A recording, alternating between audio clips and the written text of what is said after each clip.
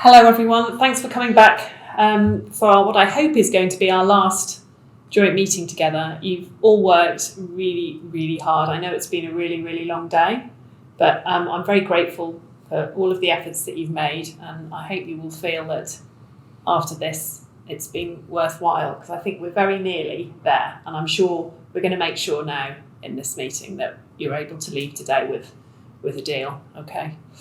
So if I just run through where I've understood that we've got to, that's okay? So, Sandra, I think you're going to keep the house for now. Obviously, you can sell it as and when.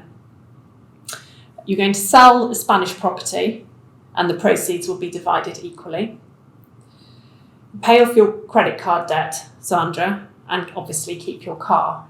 And then there'll be an adjustment in the rest of the liquid matrimonial assets so that you have 50% each. So what I'm talking about is excluding the pension, the businesses. So that's where I think we've got to with the matrimonial liquid capital. Is that right? Yes. Yeah? Absolutely. Yeah? Okay. So then just turning to the business assets, you've agreed that the partnership should be sold. So there'll need to obviously be some drafting around that so that that's all stitched up, and they'll be sold straight away, and then the proceeds will be divided equally between you. Then when it comes to the limited companies, Farmer A, you've proposed, Graham, that you find 500,000 in cash from that business now, so half of the net value to pay to Sandra as soon as you can practically do that. Is that right? Yes? Okay. And then I think there's just a bit of ironing out that we need to do around Farmer B and Farmer C. So if we talk about the Farmer B business first, so Farmer A owning 50% of the shares in Farmer B, and it's got a value currently of 1.2 million. Yeah. So I think there's an acceptance that, Sandra, your share in that is 50% on the value as it is currently, 600,000. But the business is going to be sold at some point, Graham, and you're proposing 3 to 5 years for sale. So I think what we just need to firm up now is how much of that value is going to come to Sandra now, immediately, by way of cash from wherever it is funded. And that's obviously up to you, Graham, but you will have some cash from the joint matrimonial liquid assets, and you have your inheritance. And you have some cash within Farmer A, maybe you'll be able to take a bit more out of it, I don't know. Okay. So it's where we find that 600,000 and the timing of that. And then what we do about Farmer C as well, the 45% shareholding that Farmer A has, but it's pretty speculative. And when that value of 200,000 will be realised, if it will or not, is really quite uncertain. So I guess there's a decision around how much you want that to carry on in the background for, or what you're going to do around that. And then we'll talk about maintenance separately, but the pension share is the other thing. So we've had some discussions around the post separation contributions and whether they should be taken into account and how that share might work. So perhaps maybe I just turn to you first, actually, Maddie and Sandra, for your thoughts around Farmer B, Farmer C, and the pension. We just need to iron out those details.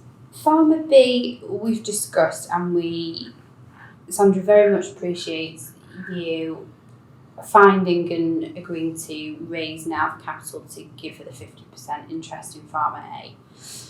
And she really wants to compromise equally and to meet you halfway with this. So with Farmer C, she's willing to leave that one in your hands. We appreciate, and Sandra has always appreciated, this is potentially going to be a difficult asset to realise, and nobody's quite sure when that's going to happen.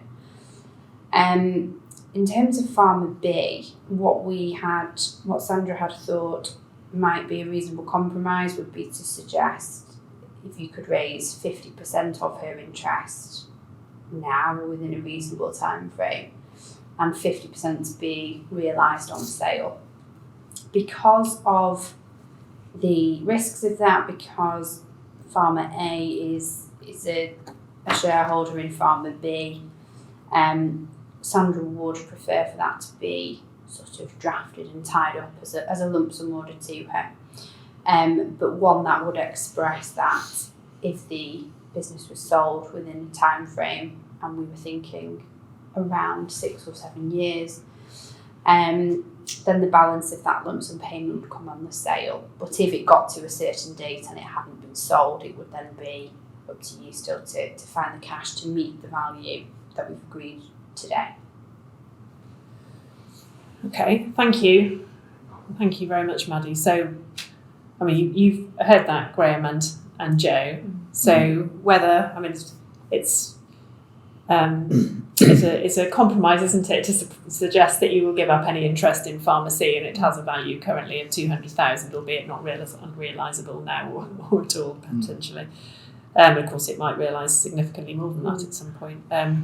So do you think, Graham, you'd be able to find the 300,000 now for half of the share of Sandra's interest in Pharma B, with the further 300,000 to be found? Yes, that's on a sale? That will be sold. That business will be sold within 3 to 5 years. 3 to 5 years, okay. So then the other 300,000 would be payable on sale, or if I've heard you were looking at some sort of long stop date, 6 or 7 years you were talking about. Yeah. I mean, how does that sound? Fine.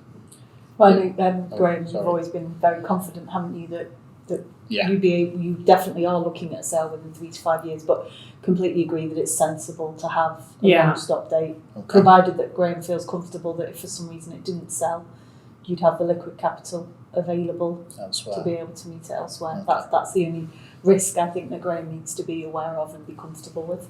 So I guess we talked about 6 or 7 years.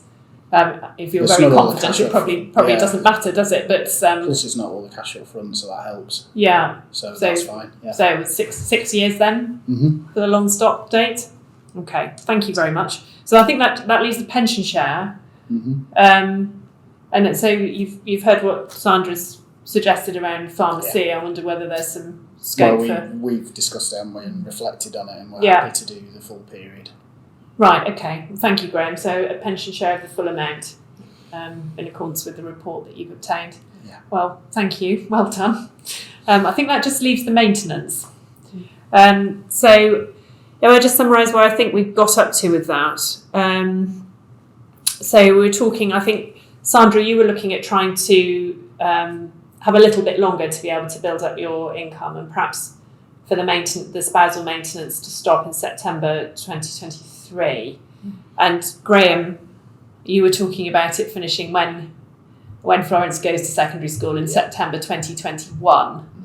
So without wanting to do the classic of splitting it down the middle, it does seem to be a possible option, but I don't know how you all feel about that.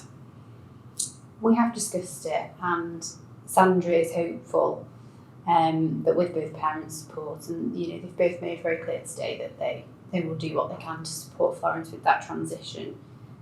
She would be comfortable to look at a date of September 22. Okay. Okay. Can that be agreed, Graham? Yeah, that seems fine to me. Okay.